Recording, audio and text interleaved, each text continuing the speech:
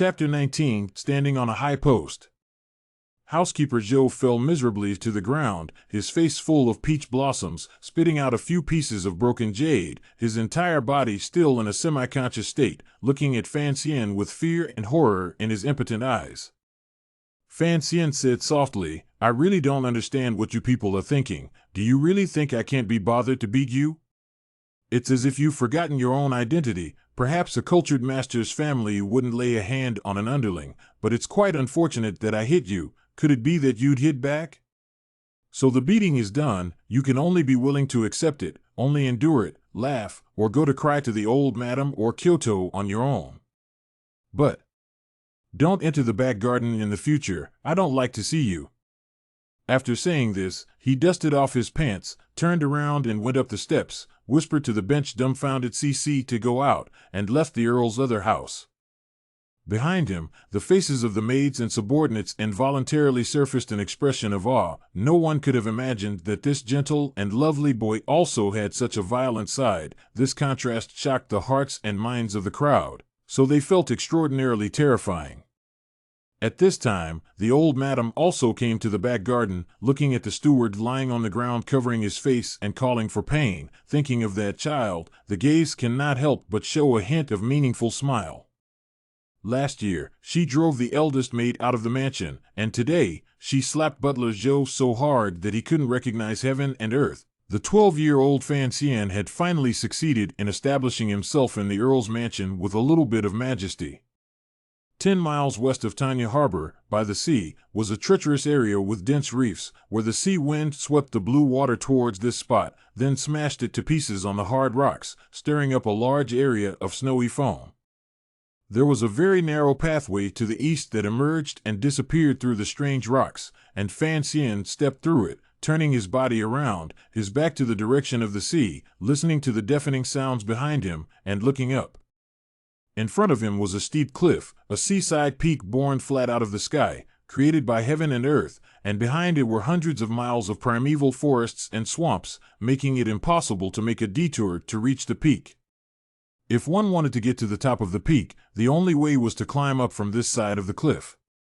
Fan Xian glanced at the surface of the cliff, frowned slightly, and in his mind he instantly found the route that he had often climbed, only that in these few days the wind was strong on the seashore, and some of the rocks that had originally stretched out to lend strength to the cliff surface had become loose, so if he were to climb up there today, he would have to be a bit more careful.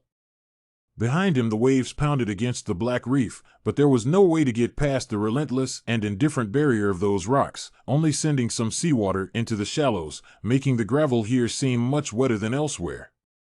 His feet were in the gravel, and the edges of his shoes were a little wet, soaking his feet uncomfortably.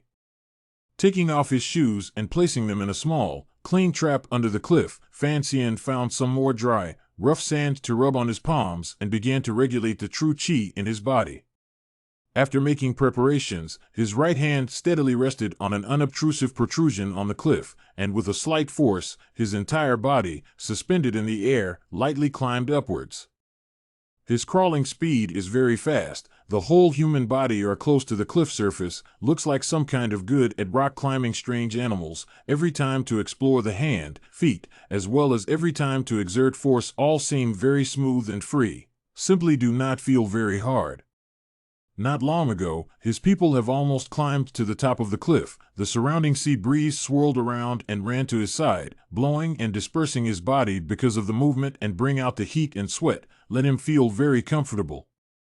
Brother Jing probably didn't climb as fast as himself, but that blind man at the top of the mountain can be much more ruthless than Mayu.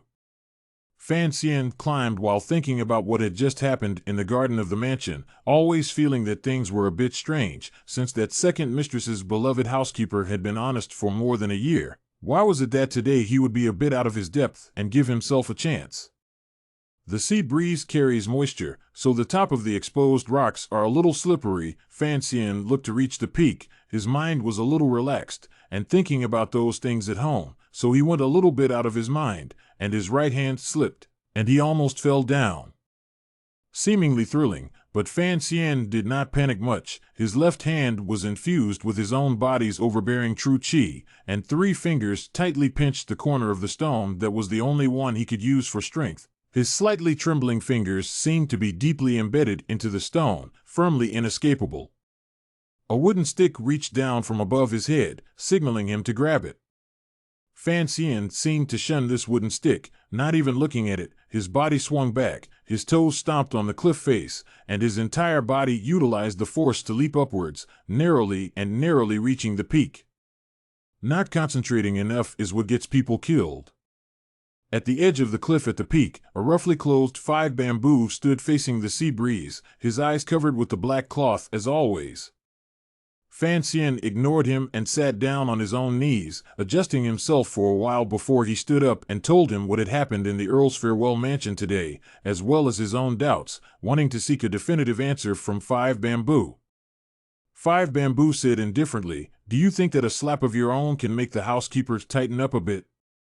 "Can, as long as grandmother is on my side."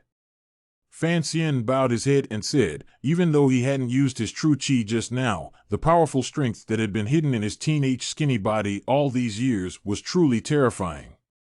And the most crucial thing was that the gloomy aura he had displayed at that time was truly terrifying.